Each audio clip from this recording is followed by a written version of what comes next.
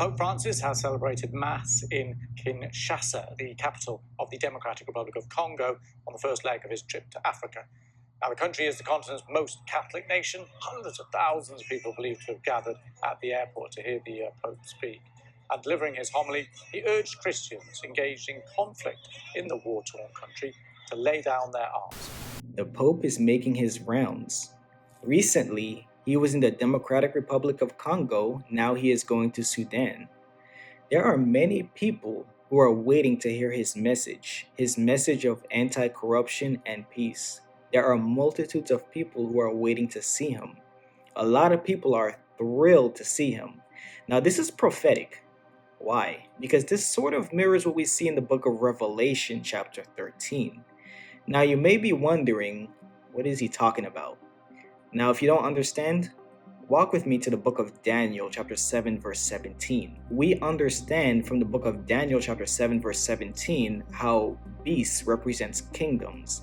Now, in the book of Revelation, chapter 13, we understand how there is a kingdom that is blasphemous. What does it mean to be blasphemous? It means to take the place of God. There is one kingdom throughout history who claims to have the authority of God.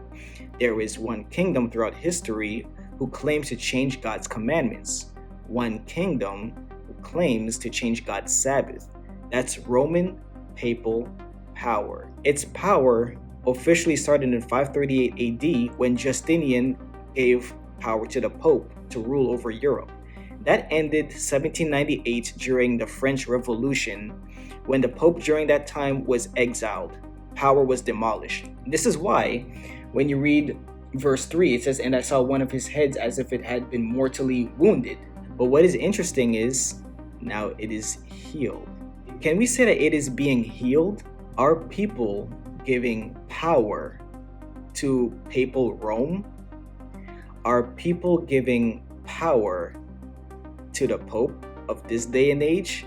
Do we see a lot of people being thrilled, being excited over Pope Francis and his teachings?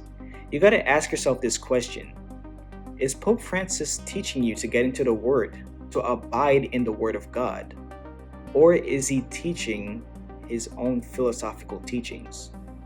Roman Catholic, papal Catholic philosophical teachings. You got to ask yourself these questions.